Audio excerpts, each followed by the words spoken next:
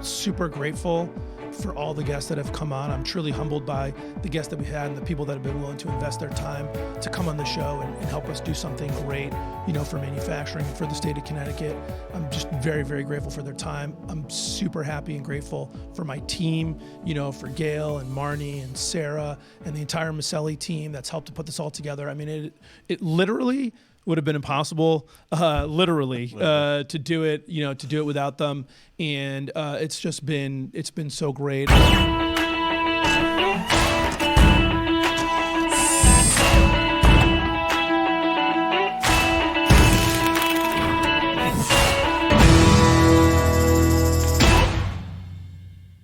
A quick interruption to remind you to like, subscribe, and rate this podcast so we can get your feedback and know how to make it better. Hey, it's Chris DiPentima, and welcome to the best podcast episode ever. This podcast is going to be on fire. I'm super excited because this week I have the man, the myth, and the legend in his own mind, Ari Santiago, in the hot seat, ready to answer your questions and reflect on the first 100 episodes of the Made in America podcast.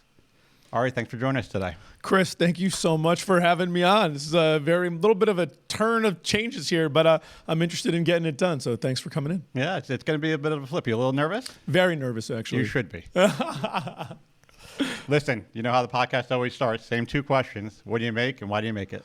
Well, listen, I guess I make two things, but in the IT Direct Compass MSP business world, we make businesses more successful by enabling them through information technology. So really happy to be able to do that. And we also get to kind of tout the benefits of manufacturing through the podcast. So really make Connecticut better and the manufacturing landscape better through the podcast. So really happy to be able to do both of those things. And then why do I do it? Listen, I think it all really started when technology changed my life. So, at the age of 13, I was in a skiing accident and ended up being paralyzed. So I went from, a 4-season athlete and somebody who really never thought about computers outside of like an Atari, for those that remember Atari. And all of a sudden my world was sort of changed upside down and I didn't know what I was going to do. And I got introduced to computers and it just opened up this whole new world for me. And I started my first computer business at the age of 14, had another consulting business in high school, and computers and technology really changed my life and gave me a purpose and something to do that I could really sink my teeth into after I lost what was my passion before that. So made a huge impact on me. And I just saw the opportunity for technology to make a huge impact on other people's lives and other people's businesses. And that's really been the driving force behind, what I've been doing for the last, 30 years. So we're going to get a lot into the podcast. And I do remember, Atari, when we had a little white thing and you play ping pong off the back wall there when we were real young. But let's pull on the thread about the podcast a little bit and get into kind of the history of it. And then we'll talk, I'm sure, about the future of it. But so how does an IT president and CEO of IT Direct at that time, and now obviously of MSP, come up with the idea for a podcast, not about technology, but about manufacturing? So, it's sort of an interesting story, but, I've always been a really positive person, Chris, and I just wanted to, let me take a step back. In the technology that we worked in, we're helping manufacturers. And I was the kind of person that growing up in Connecticut my whole life, I didn't realize what had happened to manufacturing. I saw, like many people did, the old mill buildings that were kind of going into disrepair, the old sort of downtown brick manufacturing buildings that were sort of being, unused and abandoned over time and either not used or converted to other uses. And so I thought, like I think many people thought in the, late 80s and 90s that manufacturing was sort of dying and on its way out. Right. What I learned after IT Direct was running and we were helping manufacturers was that really wasn't the case.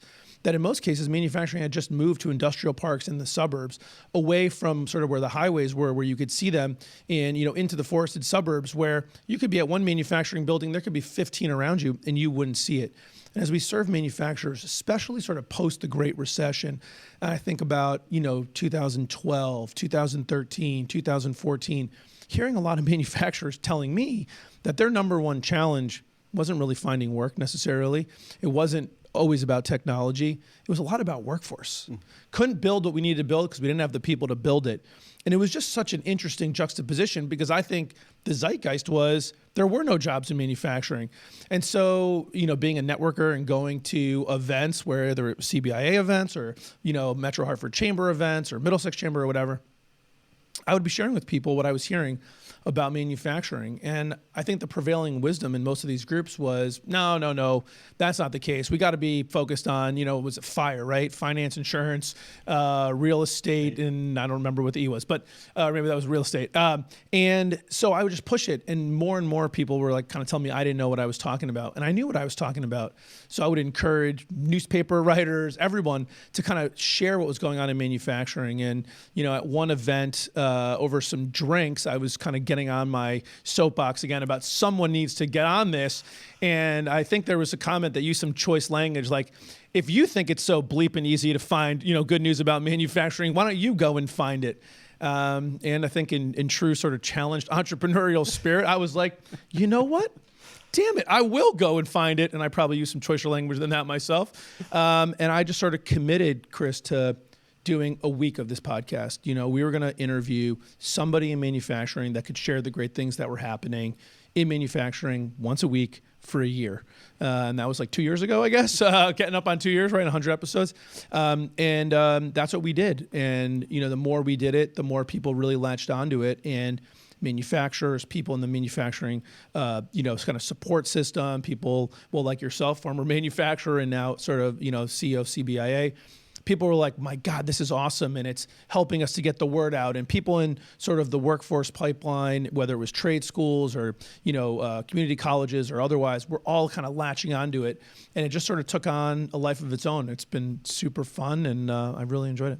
And you're still smiling. And, not surprising. All great collaboration innovation with you starts with alcohol or some type of drinks at the table. So, and this 100th episode is no different. So what do we have with champagne? Maker's Mark seems about right. We're ready. Who knows what's in our mugs right here? Exactly. And we'll get to the mugs in a little bit. But, hey, I got to ask you this question. The two opening questions that you ask in every episode. What do you make? Kind of obvious. Let's learn about the great things that are being made in Connecticut. And you've had some non-manufacturers on here too, so I'm sure that's been a challenge for them, the service providers, to think about what do they make. But the second question, why do you make it? It can hit on so many layers. I know when I did my first podcast with you, of course, rehearsing in the mirror, getting ready the night before, I was like, well, is he asking, why does my company make that? Why do I make that? Why do I work for the company? Why is it important for the people listening that it's manufactured? What's the genesis around those two questions? I probably like a lot of things.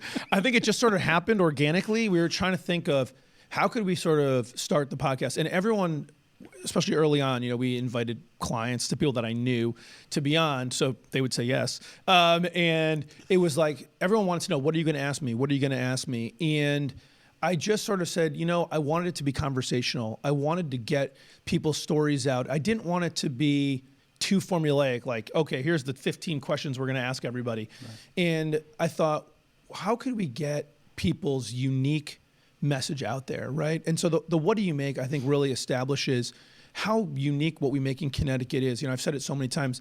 When people say Connecticut manufacturing, people not in manufacturing, and even some in it, go, oh, we make airplane engines and submarines. And maybe some people think helicopters.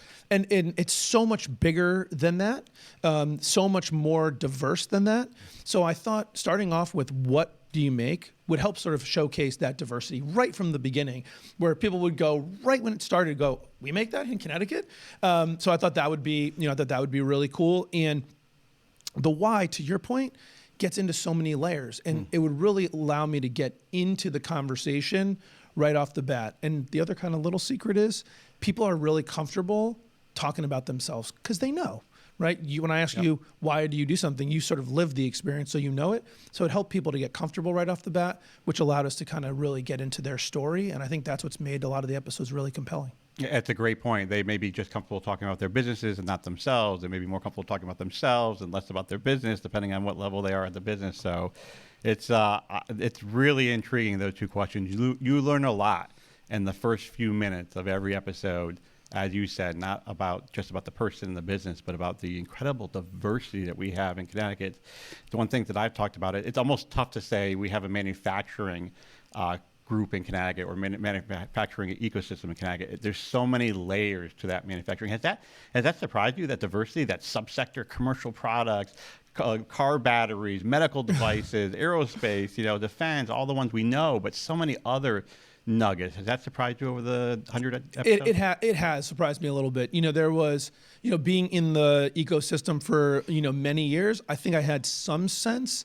But, when we first started the podcast, we would say, when people came on, we'd say, hey, listen, they would say, well, what can I do to help you? What can I do for you? And what we would always say is, can you just give me 2 names? Mm-hmm. And you ask everyone to give you 2 names. Those people come on, they give you 2 names, right? And it's sort of the 6 degrees of Kevin Bacon or whatever. Pretty soon, you get pretty far down the road.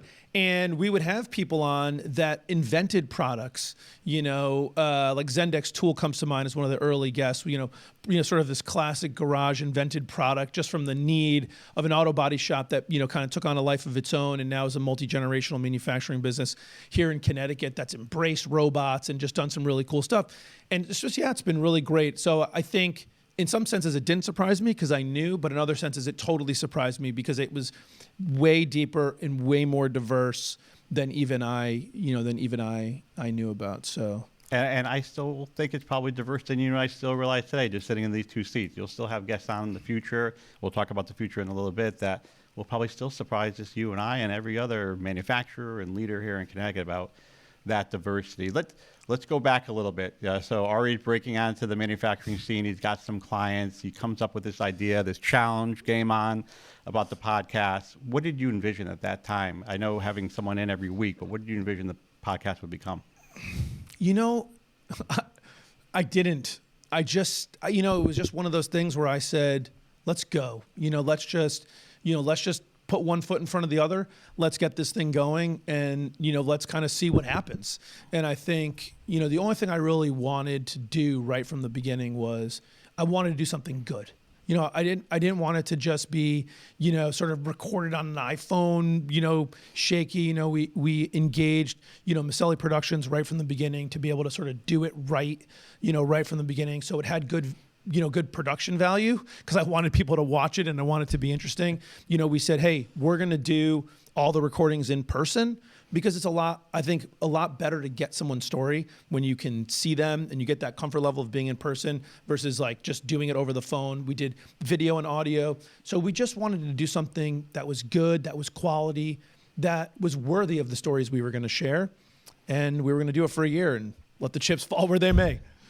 A year. And I watch the video. You also offer the audio, but I just love seeing the body language as the guests get more comfortable, the passion that comes out, as you said, talking about themselves and their business. And that's great to see. And I think sometimes you just throw away some questions and you just start getting deep into it. Is that pretty typical for a podcast? Yeah, I would say so. And listen, for me personally, because I'm in it, I have a hard time watching myself, so I only listen to it. But I know you watch it. My wife tells me she only watches it, so I think it's great to have that opportunity. And one thing I will say that evolved is even though we didn't have sort of formulaic, everybody got the same questions in the beginning. For people that have been watching since the beginning, the first, I don't know how many, but the first bunch of episodes really had the same general questions. We'd ask about culture. How do you invest in your business? How do you feel about technology? Sort of the background story. So there was sort of a formula to it that was very similar. As I got more comfortable and knew how to do it better, I think we've gotten a lot better at letting the story unfold, where it goes, and sort of let the story dictate what the podcast looks like. So I think it has gotten better. But in my view, they've been great right from the beginning, not because of me, but because of how the stories are. To be able to have, people on right from the beginning, whether it was sort of ACT, American Cladding Technologies, our first episode, just sort of talking about, their expansion from joining technologies and getting into sort of new and advanced cladding and what that looked like, or, Jason Howie from OK Industries, or we had some reshoring from Carey Manufacturing. The stories were great right from the jump. And I think that's what's carried the podcast and ultimately what's really made it very interesting. And the quality, like you said, you moved from doing it in the office to here in the studio. You just elevated the questions, and now that we have the 6 degrees of Ari, if you will, not the 6 degrees of Kevin Bacon, people are really in who's going to be on this week. And learning, benchmarking. Was that surprising to you that all the best practices that came out? You mentioned talking about culture early, and that's certainly been interwoven and workforce probably in everyone you've interviewed, but the willingness in Connecticut has always surprised me, the willingness to share best practices, to share leadership stories. I didn't see that in other states. Connecticut manufacturers seem very willing and open to share their stories with others. Has that surprised you? I've been really fortunate that in my career, all the success that I've had is due really to people that shared and supported with me. Started with my parents and my grandparents and my family and what they've done. And then it was carried forward through the Entrepreneurs Organization, through, trade groups like, Winter Circle, and been able to learn so much from other business people.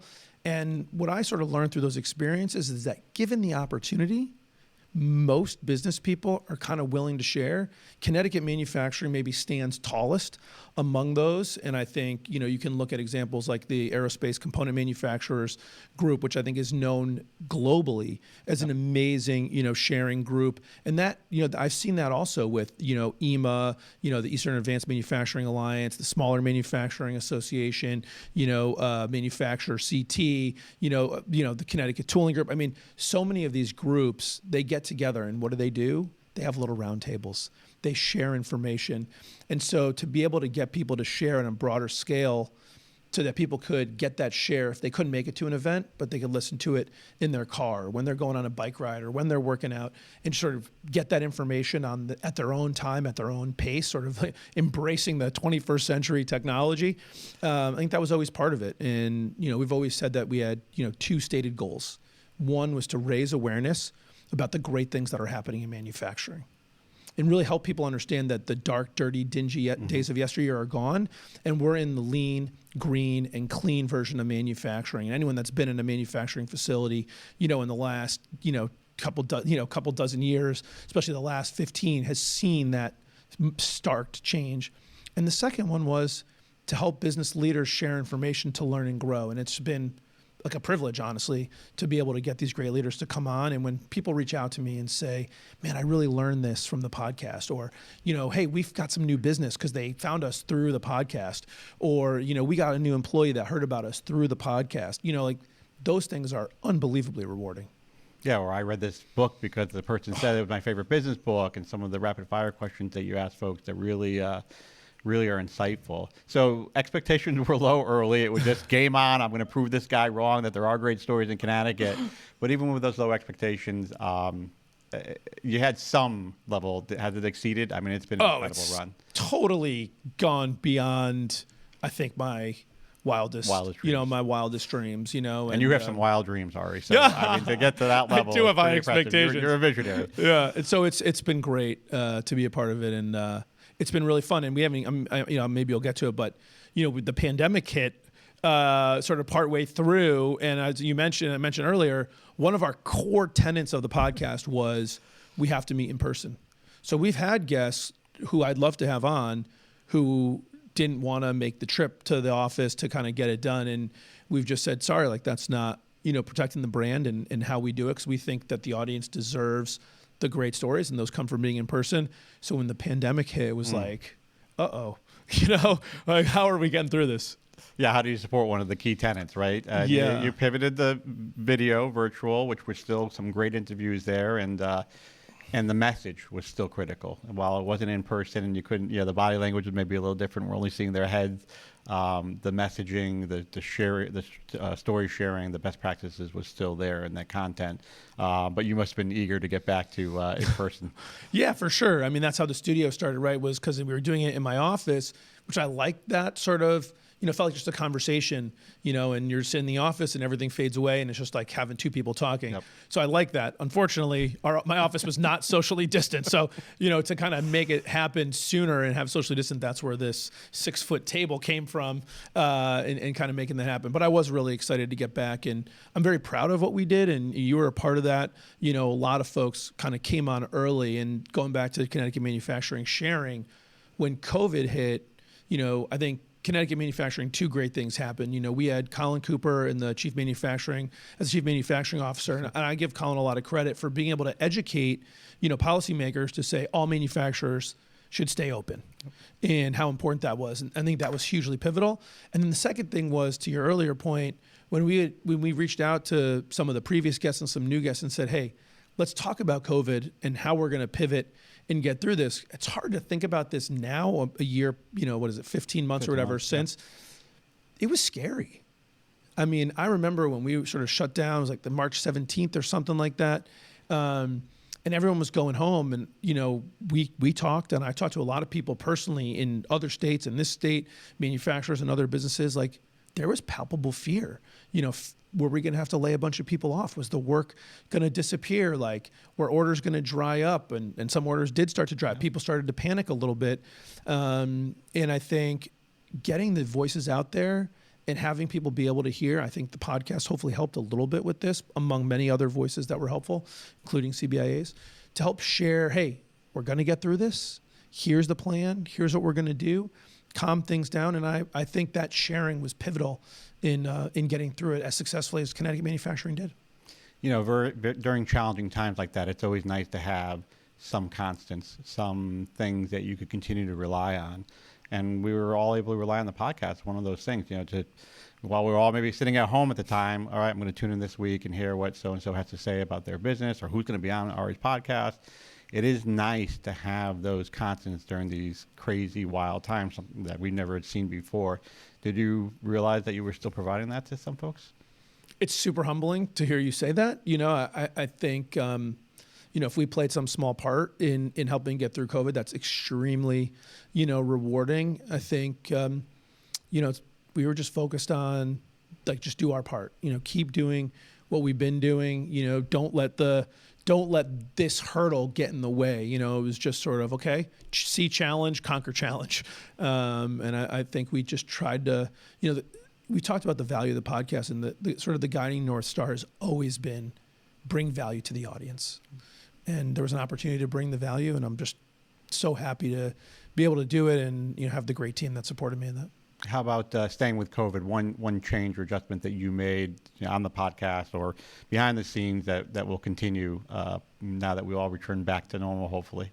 It's funny. I think that COVID caused me to pivot off of the formula that we had for the podcast. I think we had already maybe started a little bit to sort of feel like, okay, like we can be a little bit more free flowing. I was getting more comfortable, but like how COVID did with a lot of things, it sort of supercharged change, right? And so the formula of like, how's your business culture? What are you investing in? Made no sense at all during sort of COVID, right? So we totally pivoted to some new stuff. And I think that supercharged that change. And so once the sort of asking about COVID changes sort of pivoted again, right? Because then there was only a period of time where it sort of didn't make sense to keep asking about that. Right. We were moving past that, right? Remember we talked about the phases, and getting to recovery and thrive and all that, right? So once we got sort of through that, I think it supercharged the change, and we've never gone back to the sort of the formula that we had in the beginning ever again. So I think that's been a lasting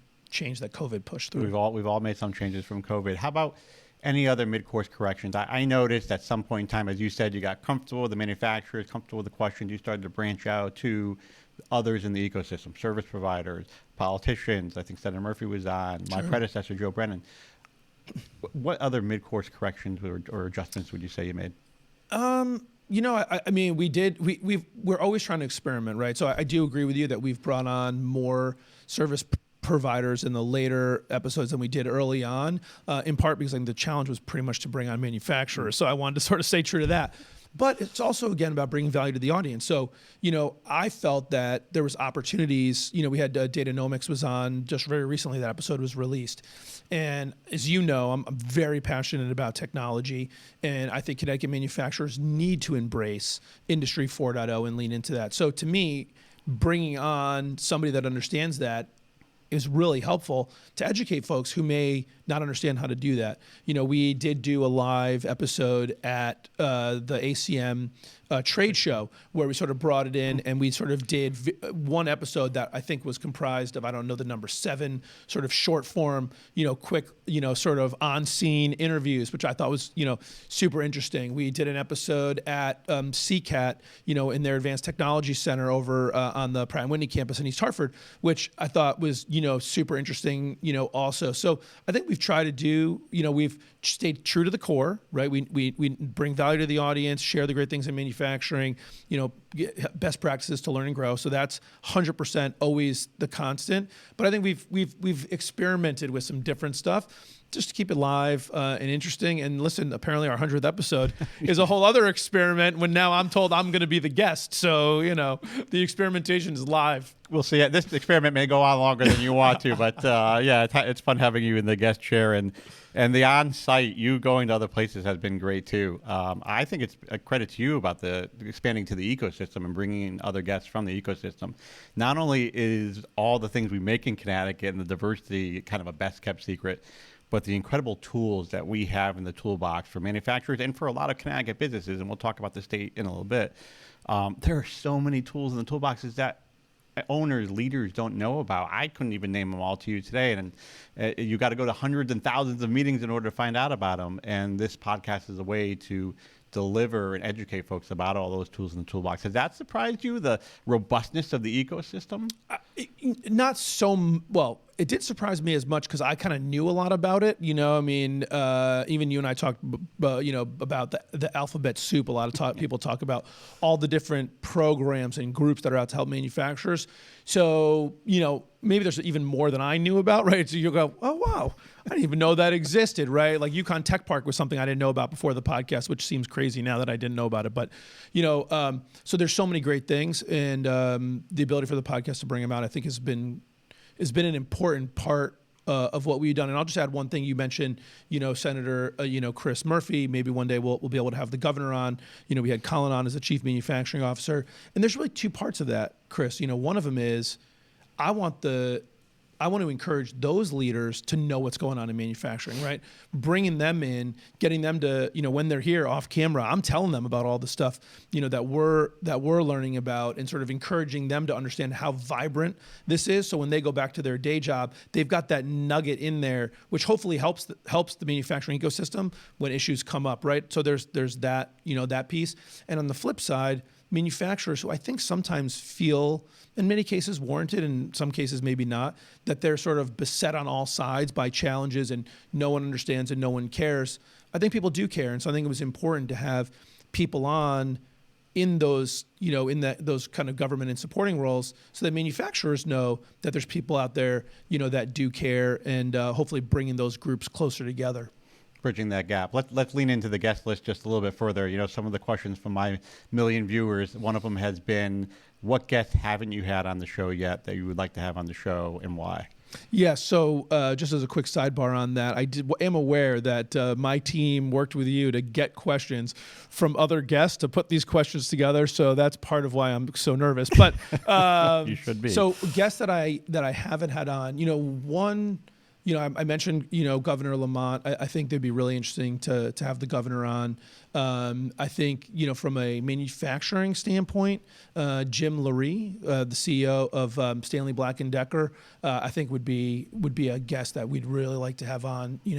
Stanley Black & Decker, such a huge name in Connecticut, just has done so much over the years in the state, and sort of Jim's commitment to Connecticut and sort of investing in the state and the Advanced Manufacturing Center in downtown Hartford and all that, I think that would be a huge get for us. So that'd be somebody that we'd really be interested in. And, look, there's sort of the 800-pound gorillas, right? There's the Pratt & Whitney, Sikorsky, and Electric Boat. And of course we'd welcome, having those leaders on as well, because I think there's so much they can sort of share about, what's going on, in Connecticut. And look, we're only at episode 100, and there's 4,000 manufacturers in Connecticut. So we've got a long way to go. A ways to go. Good thing you're only in your 20s. Because we've got a long way to go, and we'll hopefully get all 4,000 manufacturers, and certainly work to get the governor on the show.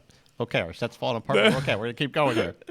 After episode 101, maybe my side of the set will fall down as well. Right. So, but we'll work through it. Let's talk about the history too, and turn maybe to a lighter side. What has been like one or two or three funny things that have happened to you, technical glitches, being a technology guy, aside from the set falling behind you right now? What's been a funny technical glitch? So there was one, I don't even know if this is really a technical glitch, it's more of an Ari glitch. Those are the best glitches. Yeah, the best glitches. But so during COVID, you had mentioned that we couldn't do the episodes live. for safety reasons. So we were doing them, online. And so sort of a side-by-side panel. And we worked really hard to get, U.S. Senator Chris Murphy on the podcast. And so what would normally happen is, Gail Tannenbaum, who at the time was sort of the podcast producer, and she's moved up in the organization now, is now our sort of national director of marketing, and sort of Sarah Dupre's taken over running the podcast. But and this probably wouldn't have happened on Sarah's watch. But we were doing the episode, and we got it set up, and I run through this whole thing where I would just sort of tell the guests what to expect. And because there was sort of a delay on pushing record and it stopping, I just sort of explained how it would work and kind of go through it. And as I explained the whole thing to Senator Murphy, we go through, we record. The episode was tremendous. I mean, it was fire. And then I go to hit the stop record button, I hit it, and a thing pops up and says, "Your recording has started." And I mean, in that moment, I just can't remember feeling so small. Like the only thing I could think of would be like getting called up to the blackboard in in middle school or something. And when you reach up to around the blackboard, your pants fall down. Like that maybe would be like the similar level of just holy shit, I couldn't believe it. So to Chris's credit, he saw it in my face and he's like, "What happened?" And I'm like, "I just totally messed up." And I explained to him what happened, and he's like, "Are you sure?" And I'm like, "Yeah, I'm now 1,000% positive." So of course he didn't have any more time. We had already sort of spent the time, and I'm just very grateful that him and his team were so gracious, and we came back and re-recorded. It was a great episode. He was so generous and to do that, but dude, that was super embarrassing, and it was awful. You know what I mean? And, did he go? You've done a podcast before, right? Yeah. No, listen. And at the moment, right? he was super nice, and then when we did the next episode, and we started, and I'm like, "We're going," and he's like, "You definitely hit the record button this time," So he was a really good sport about it, and I really appreciate it. And listen, for him to take the time and his commitment to Connecticut manufacturing, and frankly, U.S. manufacturing overall, I think is really important, really helpful to the ecosystem. I'm glad he was able to sort of come on and share his views and get even more closely connected to manufacturing. But that was let's call that a technical glitch. We'll call it, a technical glitch caused by the Ari. Yeah, that's right. That's right. Well, you got to interview him twice. You could tell everybody. Yeah, there's an old IT joke that says, "Well, what was the problem?" And it was, the PEBKEC error. And PEBKEC stands for problem exists between keyboard and chair. So that was definitely a PEBKEC error on my end. Yeah, the issue is always between the microphone and the chair. That's right. That's right. We'll figure that out. So let's talk about what we've learned in the 99 podcast. Has there been some common themes that have stood out to you? We talked about culture and workforce. Definitely things that people hit on.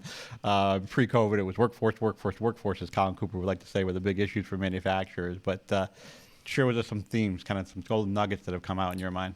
I mean, the themes that I've seen are the most successful manufacturers, and this may be true in all businesses, but the most successful manufacturers are the manufacturers that lean in to moving forward, embracing sort of the newer culture that exists in today's workforce, and embracing that embrace sort of core values and that whole kind of principle, whether it's the Rockefeller habits or EOS or but kind of embracing that type of system and embrace process improvement, lean, Kaizen, people that have embraced manufacturing technology and lean into using new technology for either making the parts that they have, whether it's sort of CNC, cobots, robots, or also using IT technology that invests in their ERP and in their new sales process, using website and LinkedIn for leads. It has been really educational and interesting for me to sort of see that common thread, that the people that lean in and are always innovating in their space and never sort of resting on their laurels are the ones that are winning the most. Maybe that shouldn't have been. Maybe it's not a surprise, but that's be the common theme that I've seen. And it's every sort of manufacturer. And by the way, there's some we've talked to that don't desire to be 500 employees in constant growth. They like their sort of small manufacturing business, but even those businesses are leaning in and innovating, sometimes without them even knowing it, right? We've had people on who say, "No, we don't really do anything," but then you get into the conversation and you find out, no, you do a lot, So that's been, I think, the common theme I've seen. Yeah, they don't realize how much they've done or how advanced they are because they just, in their four walls and not necessarily comparing themselves to somebody else. So. 100%. Yeah, like just one comes to mind right now is like sort of like, Prospect Machine Products, right? It's a small manufacturer in Prospect, 20 or 30, employees, a classic kind of Connecticut manufacturing story. Started with like a Bridgeport in the basement or maybe the chicken coop or something. I don't remember the exact story, and I think off camera I was like, I don't know what's really interesting about us. We're talking and they're like, yeah, we now get 100% of our leads through the website. 100%. 100%. Well, that's it, right? So you are innovating because I'm sure when the business started in 1954, you got 0 leads on the website because there was no website, right? So, I think it's really interesting to me how, sort of people often don't realize, but when you look back and you listen to the episodes, it is the people that lean in to innovation in the future that are winning. So let's kind of lean into the technology there, as Ari likes to say. One of the questions that's been asked is, what do you see as the key technology for manufacturing? Let's go the next 5 years, or if you want to go out to 10 years. We talk about I 4.0 a lot, but there's a lot of things in I 4.0. Is there something specific on the technology front that you see key to Connecticut manufacturers in the next 5 to 10 years? Yes. I think, we talk about Connecticut manufacturing as a monolith and in some senses, right? Because as this question frames it up, and we often talk about it. But you also alluded to earlier that there's all different types of manufacturing in Connecticut: automotive, medical device, shipbuilding, we design and build machines that build other things, right? Various different products, air handling control systems. There's just, the list goes on and on. So it's probably different in different areas. I think it is new technology in all areas. And so what should you be leaning into? I really believe that 10 years from now, when we look back at manufacturing, one of the main differences that'll probably be across all manufacturing is going to be data analytics. Why is that? Why do you feel so strongly about the data analytics? Because I just think having good data allows you to make better decisions. So the more your decisions are based on the right data, the more likely they are to be right. So when people learn how to master data and then use the data to make the decisions, we're still going to make mistakes, but we're going to make less mistakes. And over a very short time horizon, making less mistakes doesn't really matter. But over 5 years, 7 years, 10 years, 15 years, that's when it really makes a difference because the gap starts to move. And think about it I'll take a non-manufacturing example just right off the beginning, right? People maybe remember when law firms had word processing departments. Yep. Right? You would dictate into whatever, and then it would go down to word processing, and it would come back typed up, right? Yep. There's probably people who can't believe that ever actually happened. The first job I ever had out of college, the way they did email, this was very early email, was there was one computer that got email. They would get the email printed out, put it in people's mailboxes. They would make notes and handwrite the response, put them back in the mailboxes. The secretary would then resend the emails. That's insane, right? But that was sort of like the mentality because that's how people sort of did that, right? And I think, people that sort of first embraced every computer at the desk probably didn't help you that much. The computers didn't do a lot and people weren't very well versed at using them. So in that first little bit, it probably didn't help, maybe even slowed you down a slight little bit or was even. But people got better at it. And then a year down the line, they were a little bit faster. And 2 years later, they were doing their own emails. And so all of a sudden, this momentum builds. And if you didn't embrace that early, you were so far behind, maybe you couldn't catch up. In manufacturing, it's absolutely true. And we've seen it in people that didn't embrace CNC and more automation and better process, right? You lived behind. It. They fell behind. And many of them went out of business because it was too hard to catch up. I think the same will be true for manufacturers that don't start understanding how do I get my machines to capture data? Because we're talking about machines as old as 20 years old have the ability to capture that data. So people are starting to do that, and it's early stages. We talked to some of the people that have been on the podcast, some of our clients, and there's a lot of data, and you don't know what to do with it, and we don't really understand Power BI. So we're sort of in that fumble stage. But those companies that have started making those investments, they're learning. And a year from now, 2 years from now, 3 years from now, they're going to be able to make better decisions. They're going to be that much further ahead to do sort of lights out manufacturing where they can have more parts to manufactured per person because of that automation, because of that data. And so I think it's time to start leaning into that. And just to make it full circle, you talked about some of the great resources. Connecticut has so many resources that can help you do it. And so I think manufacturers need to embrace that. So I do believe that, just to go back, data analytics is going to be, a huge component. And in other areas, by the way, robotics and cobots, I think, is going to be, a game changer, because we're seeing that too, right? A lot of businesses have started, in some areas, and that, once again, you got to start that flywheel. It's clunky at first. You don't know where to start. You don't know where to put it. Are you getting everything you want to get out of it? But people on your shop floor start understanding, oh, this is how that works. You know where we could use that? And then I think it takes off. So those are the things that are hot on my mind. Yeah, and the data analytics, as well as the cobots, robots, but the data analytics is an interesting one because, as you know, we win in Connecticut because of our workforce, right? We don't win because we're a low-cost state or a low-cost region of the world. So the less mistakes we make and the faster we could do things at high quality makes us competitive advantage, right? We can compete because we do it in less hours than maybe a lower-cost state that does something in more hours. So to your point, if the data analytics helps with making less mistakes, doing things faster, more productivity, that's a win for the Connecticut manufacturer, and it does require fumbling. And that's the great thing about best practices and sharing, going through those fumblings. Say, oh, I tried this, I already went through it, and this is the issues that I had. You don't have to learn from my mistakes, if you will. 100%, and I think that's one of the great things about being in a small state like Connecticut is there's we have sort of a lot compressed in a small area.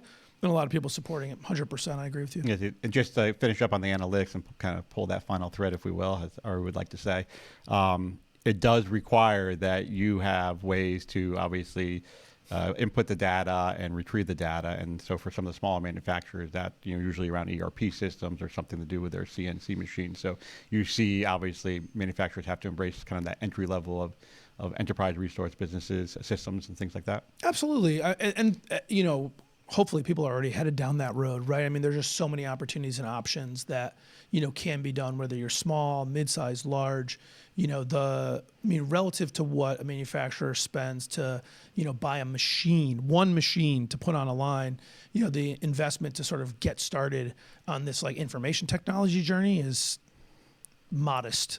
It is modest. And there's 4,000 manufacturers, average size in Connecticut, 15 and 20 employees. So maybe there's quite a few that probably don't have an ERP or don't understand the importance of it, and they need to get at least to that level. Get educated, yeah. Huge opportunity for Connecticut manufacturers. I couldn't agree with you more.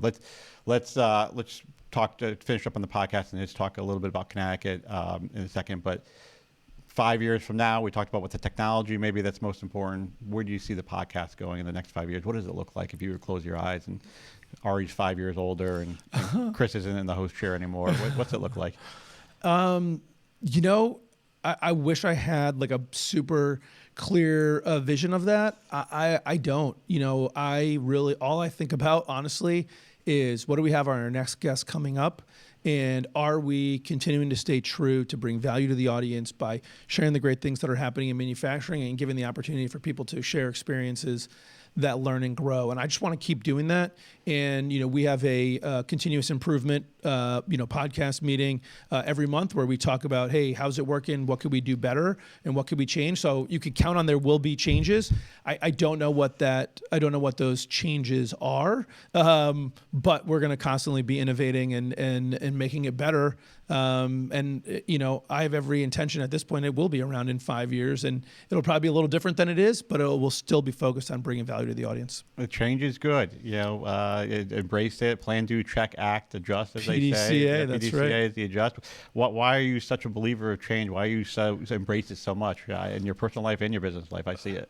Yeah, man. I don't, something? I think it's just maybe one of those natural traits. Like I've never been, actually it's funny.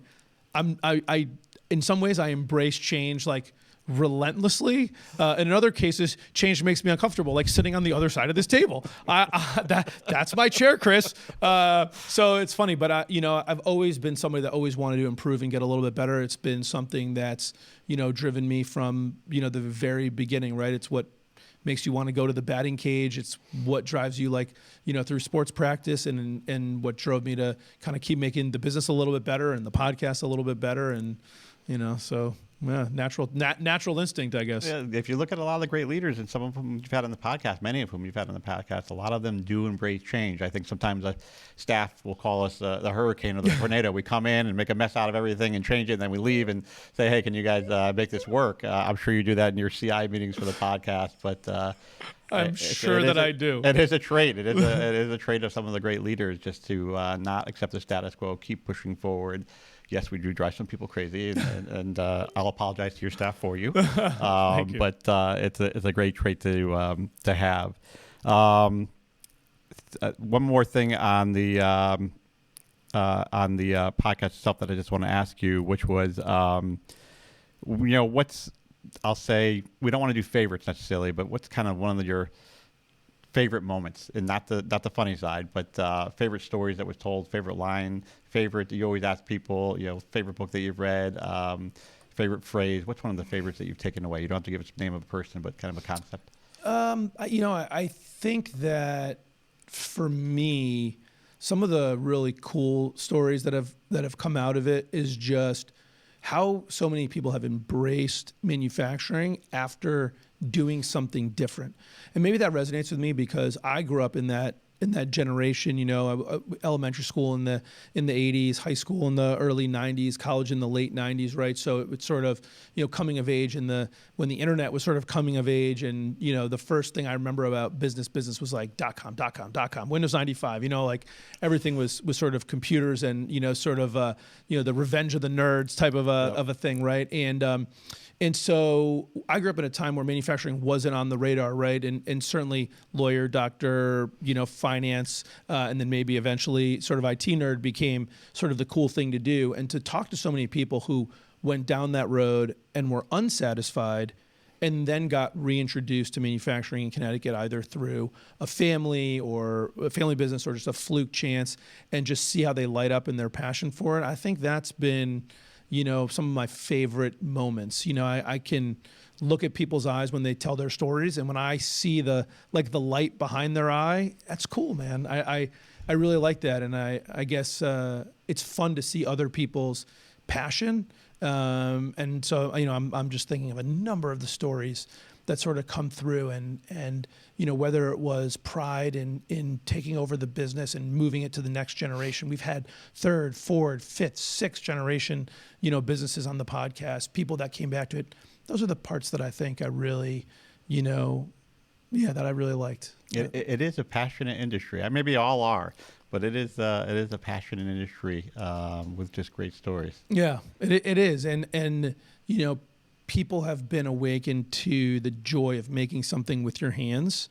And I think, outside of manufacturing and farming, not really sure what else you sort of get that tangible sort of, satisfaction. And people that are in it absolutely love it. And it's fun to be around people that love what they're doing.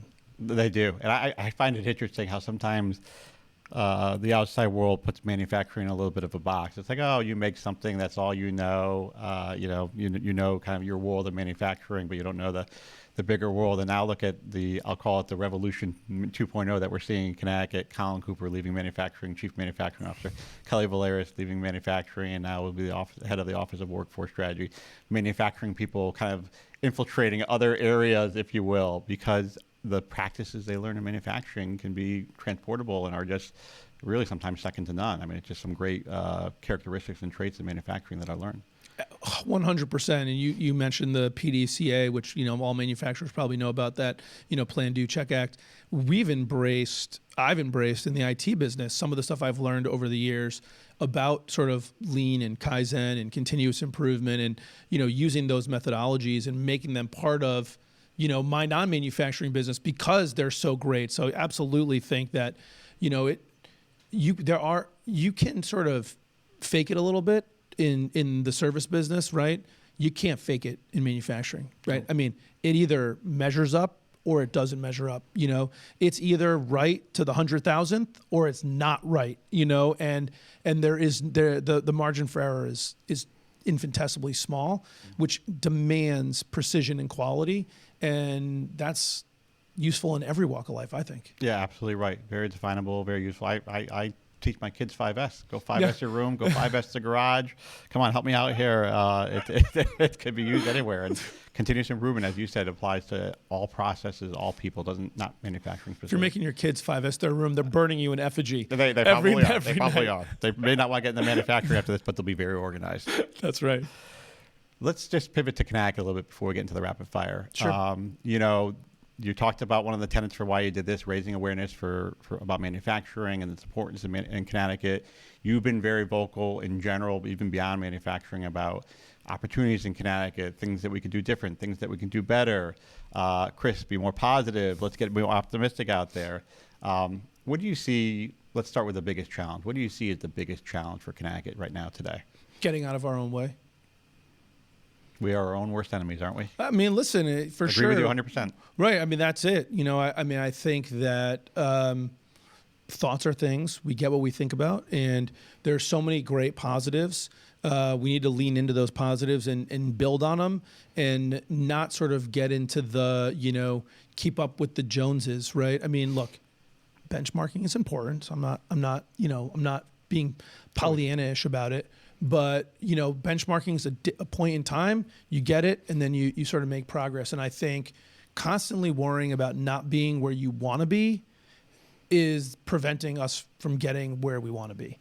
And the same is true in business, right? You have a business, you want to get to a certain, place, right? And whether we've taken over a business that we didn't own, that was, in a bad spot, or we made some missteps and we're not where we want to be, we're never going to correct it overnight.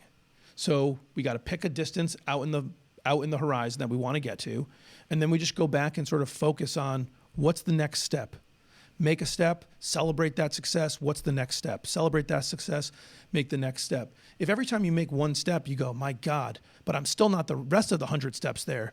Oh man, make another step. Well, I'm still 98 steps away. Oh, I'm still 97 steps away. Like, I don't think that that's ever going to lead us to success. What we need to go is made one step. Nice. Celebrate. Make one more step. Nice. Make one more step.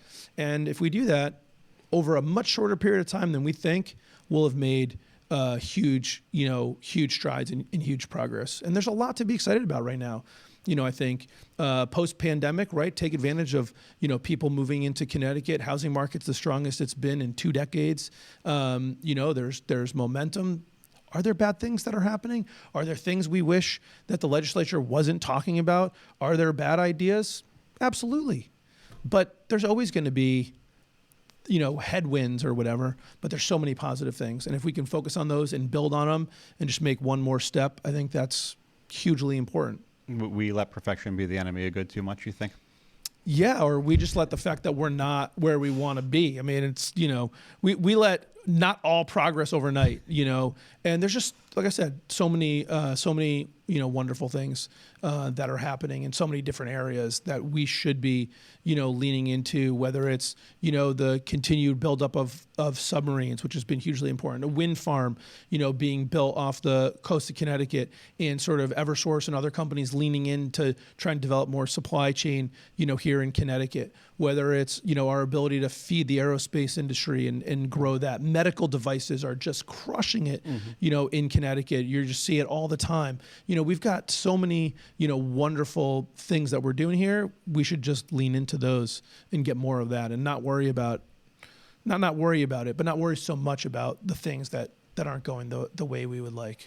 Sometimes to me, it seems like we talk about the workforce here in Connecticut and how incredible it is, and that we have such high-performing individuals that know how good we can be as a state, that because we don't attain that, we as the individuals, I'll include myself in that, we get our head down. We're like, man, I can't believe we missed this opportunity. We're not as good as we could be.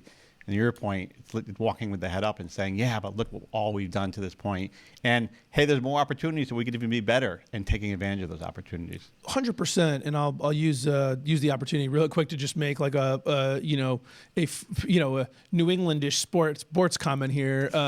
Just sort of referencing sort of Tom Brady, right? And I think, I'm a big Tom Brady, fan as a person and what he's been able to accomplish. And if you go back and, everyone talks about the great season that he had last year, going to a new system and so on and winning the Super Bowl. If you go back and look at the first half of the year and the comments that were being made and the way the performance was, I mean, it was bad. It was bad. It was bad. I mean, tons of interceptions. There was the play where he forgot what down it was. Right? I mean, that's like embarrassing stuff for the person that's supposed to be the greatest of all time, right? But if he spent all of his time worried about, I missed that down, my throws are off, instead of saying, what do I need to do to get my throws right, they never would have won the Super Bowl, but they did. And I think we got to think about it from that perspective, right? Focus on the things we can do well. I mean, people talk about it all the time. Is Tom Brady the most talented athlete? Has he got the most athletic physique? Can he throw it the hardest? Can he, throw it the farthest? Can he run the fastest? Is he the most elusive in the pocket? I mean, no. But he's the greatest because he's the winningest, because he achieves the ultimate goal, right? The goal at the beginning of the season isn't to have the most elusive person in the pocket. It's to win the Super Bowl, right? And so I think we've got to keep our eye on the prize in terms of what we're trying to achieve as a state from the business community, and not worry about the fact that we threw an interception, we lost track of what down it was. We're trying to win the Super Bowl. Let's keep focused on that, know what our strengths are, lean into those strengths, and we can win the Super Bowl. Yeah, saying with a sports analogy just reminded me of Jim Valvano, the late coach of North Carolina State. There was this story that goes a year, I think, before they won the national championship as Cinderella's. He would have the team after practice cutting down the nets. And they'd be like, Coach, we're one of the worst teams in the country. What are you doing? And he said to them, if you can see the vision that I could see, we'll all be champions someday. Sure enough, a year and a half, 2 years later, he's taught them to believe in themselves and have that vision and don't keep walking with their heads down. So you got a great point with the Tom Brady analogy. 3/4 of winning is believing you can win. And we have every advantage and opportunity. You mentioned workforce, you mentioned the talent pipeline. There's money in the state for investment. We've got pedigree, we've got history, we've got experience, we've got so much. Let's lean into that and use the skills and the talents we have to win the business Super Bowl. So if Governor Lamont's here, or you got a magic wand to wave over Connecticut, is it just get out of our own way and start believing ourselves, or is something else that you would recommend to him to help make the state better, grow the state, realize our true potential? Yeah, man, no, be the Pied Piper, right? Let's keep focusing on what's really positive and accentuate the positives. And, look, I'm not big in politics, and I don't want to get, sort of too mixed up in that, but, I'll just make one sort of call it as I see it type of thing, which is, I have appreciated the governor's sort of conversation when things come up about this, like healthcare mandate thing, or increased taxes or whatever, and people like to get up in arms. Probably sells newspapers, it gets people to click or whatever. He's said a number of times where he just will say, and nothing's passed yet. Anybody can come up with any idea, put any bill they want out there, but it still has to get approved. So let's focus on the process and what's there, and let's sort of bat down the bad ideas, before they get in the net. We can't stop people from having bad ideas. I think that's really instructive, right? I think, when we see a bad idea, we need to make sure we talk to the right people and get it out there. And I've said this to you 100 times, maybe 100,000 times. So here's 100,001. CBIA should be out there in front, not just fighting the bad ideas, but putting forward good ideas. It's hard to rally around being against something in a positive way, right? You could do it in a negative way, but not in a positive way. If we want to be positive, we need something positive to rally around. Let's put some counter proposals out there that lean into the benefits. Let's have a plan going forward. And I know the CBIA pledge that you guys put out for this session was a huge step, in my view, in the right direction, which was small number of items, easily understandable, all leaning into doubling down on our strengths and make things better. I think that's the way forward. Yeah, as leaders, we've all got to be solution providers, and that's something I've learned from manufacturing. You can't be in a manufacturing facility, have something go wrong, and not come up with a solution to it and let it just continue, right? Just say, no, we're not going to do that again. That doesn't work. That's not root cause corrective action. Correct. So if we're going to say no to something at CBIA, or I think if any business leader is against something out there, what's the alternative? What's the solution? Let's be problem solvers, and then we will move this state forward. So, and let's be cheerleaders when those things are going well, and we'll certainly oppose or fight the things that we don't like, but we'll come up with alternative solutions. That's why I've been a big supporter of the DiPentima regime over at CBIA. You know what I mean? So big that you're giving me my own podcast now, and I really appreciate that. So we'll see how long this will I'm here for you, Chris. I'm here for you. Let's turn back to manufacturing. Sure. So on that same thought, though, what is something that you think the state or the towns, the cities can do to support our manufacturers in Connecticut? I think engage. engage. Where we've had manufacturers on that have talked about how happy they are about the towns that they're in. Bristol, comes to mind, as one town that's been mentioned, and I'm sure there are others, where they proactively reach out and engage with their manufacturers in town to try and find out what they can do to help. And, manufacturing has some unique properties about it that it's very capital intensive, as you well know, both in terms of plant, right? If I want to do more, I need more space.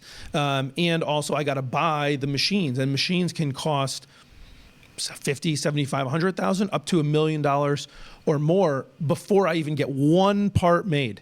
And you don't buy a machine for $1 million and make the first part for $1 million. The parts coming off that machine aren't going to be $1 million parts, and someone still has to operate it. Someone has to maintain it. You need somewhere to put it. You got to put electricity into it, right? You got to, the drill. So there's a lot of properties there that require significant capital investment, betting on the come, right? Betting on the future. And so to have the towns sort of engaging and saying, what can we do to help? Hey, you need to expand your facility. Let's see what we can do to help you navigate the permitting process. What's there to reduce hurdles instead of bring up hurdles, And, both of us have business experience, and it can be frustrating. Probably the understatement of the century. It can be extremely bleeping frustrating when you're trying to spend your money to grow the business and you feel like the town is putting up roadblocks. And at some point, you're just like, should I just move somewhere else? Because I don't need to pay my taxes to you, right? And I think that we've got to have. I think the state, the towns, need to take a lot of the mentality. David Lehman was on from DCD, and he talked about taking sort of the businesses are our customer mentality, and I think that's what we need to we need to look at, right? And we've done that a lot with families, right? People look at having nice schools as critical to a town because schools service the families. Families want to move to places that have good schools. We get that. That's good stuff. We should look at businesses the same way. What do businesses need? Because having good businesses in town is what allows the town to have great schools, to have, paved roads, and so on and so on and so on. So generally personal income growth, opportunities for the individuals and the residents of the town or the state. And your point about manufacturing is there seems to be an education piece there, and you're doing some of it on the podcast, but to the towns and to the state too, educating them on, as you said, the roots that manufacturers. It's not a business that could just pick up and leave tomorrow. As you said, lots of capital, lots of custom buildings, deep roots in their towns. And then add to that the fact that the workforce is local, and for most manufacturers, there's a 1-to-4 knock-on effect. In other words, for every job I create as a manufacturer, I create 4 other jobs out in the community because usually my employees shop local. I've got suppliers, I've got customers, so there's a knock-on effect. And I think that education sometimes isn't there with our local folks. Absolutely. I mean, ask any restaurant that has been around a business that wasn't opened during the pandemic and ask them how it felt, So 100% people like to live near where they work if they can. So, that's a huge benefit. So, listen, I think engage is the number one thing that I would say government could do to help make things better. Yeah, I agree. Look at Back East Brewery right around the corner from Command, and fortunately for them, Command stayed open and obviously helped them with their business. And you could probably share that story with a lot of other local. 100%. And we try and do the same thing, right? Like we have Thirsty Thursday. We promote some of the breweries all over Connecticut and encourage people to go there, on our social media. So I think, government could be really supportive, and I think they would find, mutual support. Wallingford's another example where, the superintendent, Sal Menzo, who I know is moving on to another role, but, he did a great job engaging the local businesses to help develop workforce programming and, career pathways in those schools, which not only benefit the students that are there, not only benefit the manufacturers, but also help to raise money to fund some of it. So look at that. That virtuous circle, everybody helps everybody. And what did it start with? It started with engagement. That's an important thing. You're engaging a lot of folks on the podcast, and we need to continue that engagement at all levels across, not just policymakers, but our business leaders and getting more people involved. Yeah, I'll add one other thing. In business, people always talk about if you want to be a great leader and really engage, you can't be in your office all the time, right? the best decisions, especially in manufacturing, right? We talk about kind of going to Gemba, right? Like the best decisions aren't made in the conference room. You're not going to get new business sitting behind your desk. You got to get out where the action's happening, go down on the floor. You got to go, go visit customers. You got to engage. And I think the same is true in business, right? If all you're doing is sitting in town hall waiting for things to happen, not as many good things are going to happen as if you get out from behind your desk and go visit, the businesses in town and engage and just say, how can we help? And then do that. And do it. Yeah. Great lesson to end on. We want folks to join Ari's Army, right? Join Ari's Army. I mean, by the way, you're the one that coined this Ari's Army thing. I don't know where it is, but I guess the double A sort of does work there. It does work. Yeah, Chris's Army isn't as well. And, No. And then I could just put you out in front. So are you ready for the rapid fire? Oh, no. Okay. Yes, I'm ready. Are you more nervous than you were at the opening? I'm much more nervous, and what I'm really nervous about is, can I be concise and rapid in answering the rapid fire questions? So I'm going to do my best. Go for it. We've never had a conversation under 2 or 3 hours, so I highly doubt it. But we're going to try here. So I really don't want to ask this first question, but I'll give it to you as the first bone out there. But Red Sox or Yankees? Red Sox for sure. You're sure you want to reconsider? Because there are right or wrong answers. That's right. Red Sox is the right answer. Okay. Boxers or briefs? Boxers. Chocolate or vanilla? Vanilla. Breakfast or dinner? Breakfast for dinner. Breakfast for dinner. All right. There's a lot of diners out there who love you. You've asked it a lot of folks. Favorite business book? My favorite business book, I think the one that's had the most impact on me was Think and Grow Rich by Napoleon Hill. My parents gave it to me when I was a sophomore in high school, and I read it a couple times, and I think that really springboarded me. So that's the most impactful. Think and Grow Rich. Was there a nugget that you took out of there that you'd love to share with everybody? Or Thoughts are things. Thoughts are things. We are what we think about. Thoughts are things. Think about that a lot. Embracing change. Mm-hmm. Well, what is one thing that you would put on your bucket list? Ooh. I would like to visit all of the continents. That's a big bucket list item for me. I love to travel. My wife and I love to travel. We've been blessed to be able to do it, a pretty good amount, and I think that'll be a big part of our future. All right, so you want to travel. How about favorite place in Connecticut? My favorite place in Connecticut, this is really sort of cheesy, I think, but it's at home. I really enjoy being with my family, my immediate family, my extended family. So I really like, I like being home. Yeah, I don't know how many folks know how close you are with the kids, and Saturday and Sunday is no business time for Ari. I'll get back to you on Monday because it's kid time, and that's a great commitment for you. We talked a little bit about this for manufacturing, but what new technology will transform the future? What technology will transform the future? We talked about it before. I believe big data in everything we do is going to transform everything. I think we have the ability to measure so many things without in flow, right? A lot of times we measure stuff by, I have to self-report this, I have to write this down, and I think that creates a lot of erroneous data, and then decisions based on bad data are not likely to be good decisions. But I think we're seeing so much opportunity, and it's not just in manufacturing, where just by doing my job, data can be tracked. We've seen it with, GPS tracking cars. You can now, like CRMs that automatically pull my emails in when I'm talking to somebody, right? And really real time sort of track communications. I think we're going to be able to see a lot more data reporting over the next 5, 10, 15 years that'll be able to be amassed, measured, managed, and reported on, leveraging some predictive analytics, AI stuff that's available already in sort of Azure Cloud, IBM Cloud, and so on.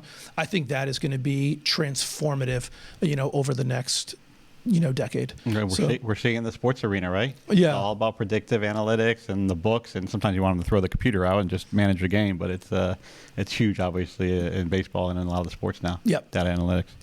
And it makes a difference, right? I mean, we talk about that with, Moneyball and baseball. Obviously, There was a movie and a book, and the idea that sort of the gut instinct of the scouts in baseball, it's limited, right? Whereas once you start crunching data and you understand the numbers, you can make an impact. And just to kind of make this little full circle, if you ever watch the movie Moneyball that talks about the Oakland Athletics, and a lot of people wonder, well, if data analytics is so great, how come the Athletics and their embrace of Moneyball didn't sort of sustain their excellence over time?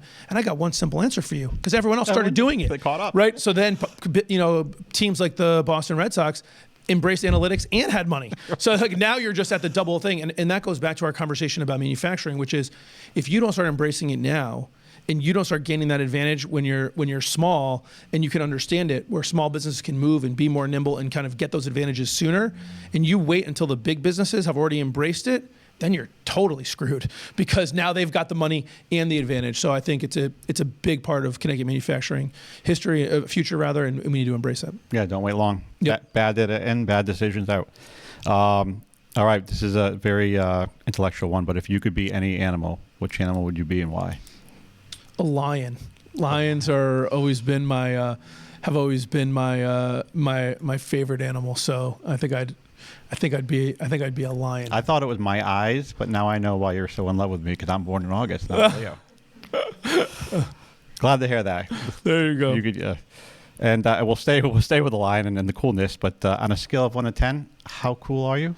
Oh! I don't know, Chris. How cool am I? I mean,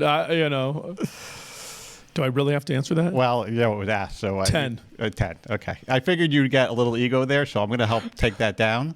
3 words that your lovely wife Erica would use to describe you.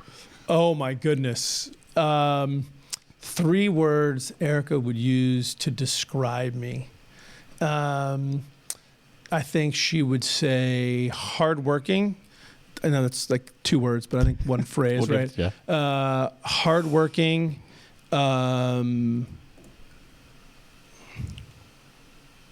Devoted and forgetful. Forgetful. I think she might say forgetful. You got a lot going on. I would probably agree with those words. Sometimes maybe impatient, but we're pretty calm at times. So, all right, we've got Superman and we've got Captain America mugs here. But so tell me what's your favorite superhero and why? My favorite superhero. I mean, it's hard to pick favorites because I got a lot that I like, but Superman's, gonna be my favorite, because I just, I think I love sort of Superman's sort of positive attitude, always looking on the brighter side of things, which maybe is easy to do when you're Superman, right? Because almost nothing can hurt you. But I think that's always been something that, I've aspired to be, as somebody that tries to look at the glasses half full and, tries to see the positive in people and give them every opportunity to show me the good side. So that's what I really like about Superman. Yeah, you're wearing off of me, because my girls got me the Captain America cup, because they call me, Captain Connecticut, always positive about, Connecticut, and always looking up about Connecticut, even when Captain America was the last guy standing there for a while. That's right. So but you're definitely Captain Connecticut, Ari, in my book. Thank you. Favorite summer activity? Swimming at the DiPentima's pool. That's definitely your son's favorite summer activity. Yes. For the audience's edification, my son has a crush on Chris's youngest daughter. So my son's only 4, but my daughter's 12. So a little, right, it's a little age difference. Maybe. Yeah, actually do enjoy going to your house. But I think if I was going to pick one favorite Connecticut activity, it'll tie sort of back to my original favorite place in Connecticut, which is my parents have had Father's Day at their house every year. Obviously, last year was weird, but every year for, I think, 42 years, or maybe this is the 43rd year. And because we have so much family in the area, Connecticut, New York, Massachusetts, Rhode Island, that there's 80, 100 people, that come to this extended family, my grandparents' cousins, kids, so it really extended, and it's special. And it's something I look forward to every year. Like a huge family reunion every summer. Yeah, it's pretty cool. So I look forward to that. Hopefully I get invited at one point in time. What's one piece of advice if you go back and talk to young Ari? Oof. I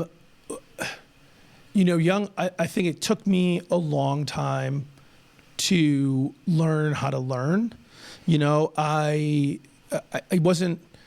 always thought I was learning, but I did maybe 10% listening and 90% evaluating what I heard, instead of 90% listening and then 10% acting, and not evaluating.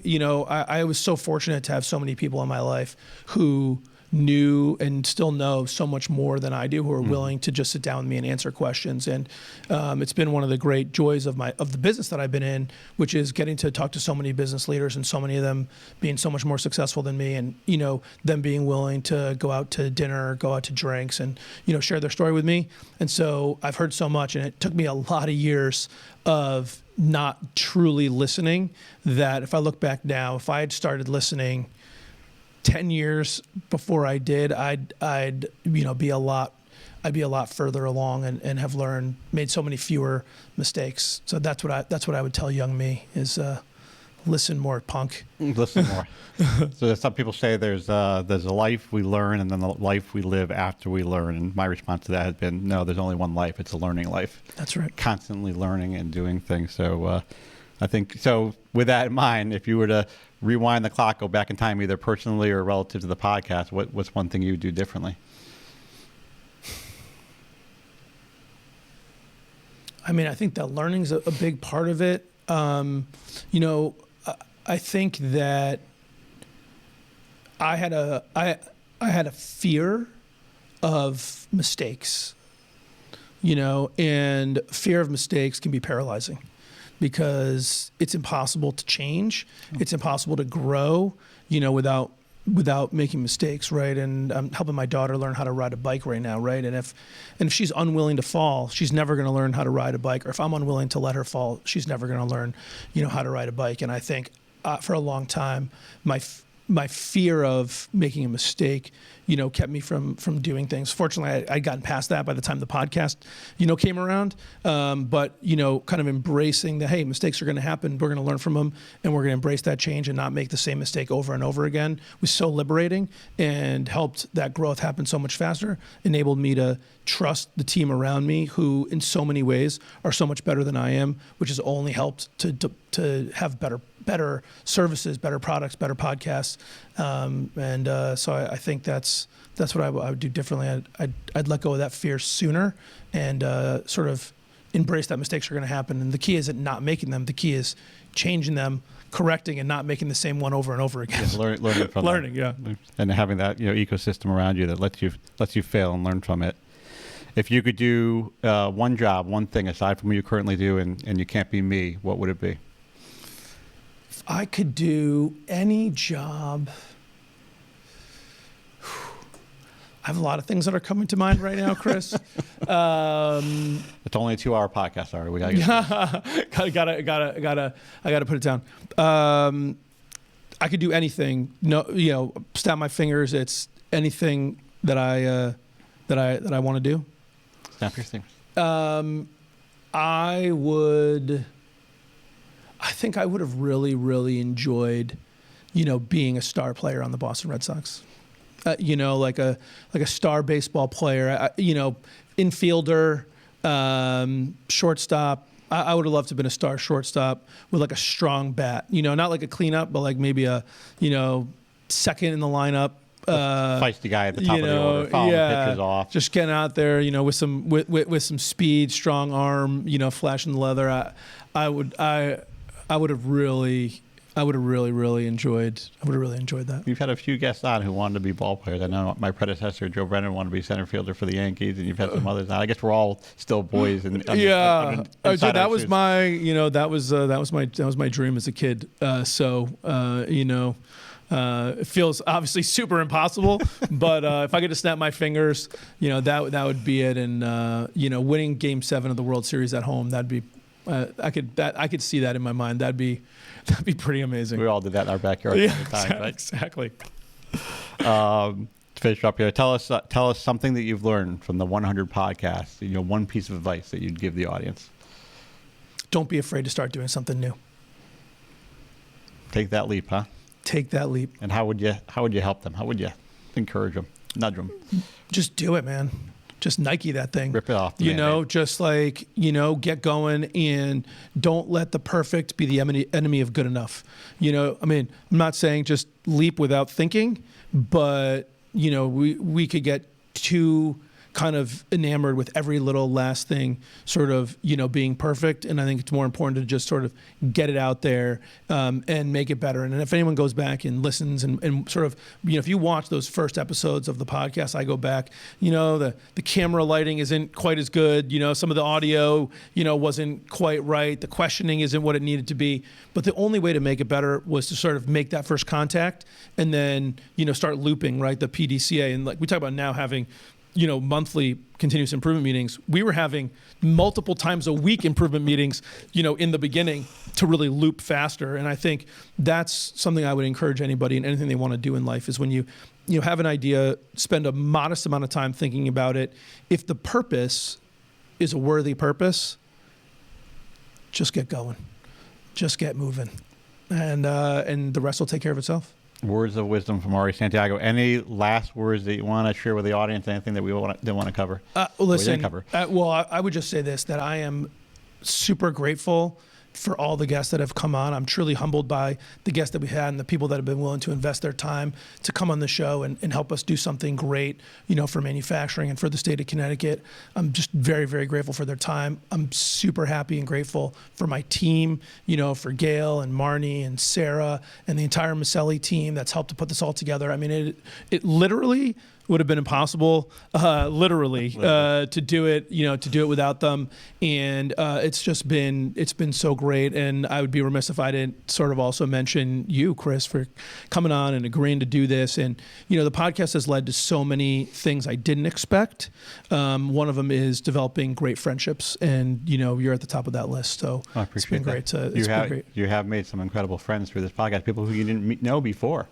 I think a lot of people thought, oh, we all knew you 5, 6, 7 years ago. It's like, no, I've known the guy for 12 months or 18 months, and you got a great personality and you're close friends. So I think all your fans appreciate it. Let's raise our glasses to the 100th. Ari, thank you for raising the awareness of manufacturing, for elevating our state of Connecticut, for blazing that trail. You truly are that force of nature. Here's to 100 and hundreds of more. Absolutely. Cheers. Salud. Cheers. Made in America with Ari Santiago is brought to you by IT Direct. As always, thank you so much for tuning in and spending some time with me today. My goal is to help build a community where we can learn and grow together. Your input, feedback, and engagement is critical to making that happen. Please do comment, like, and subscribe so more and more people can hear what we're doing and join our community of growth and success. Thanks so much for tuning in. Talk to you again soon.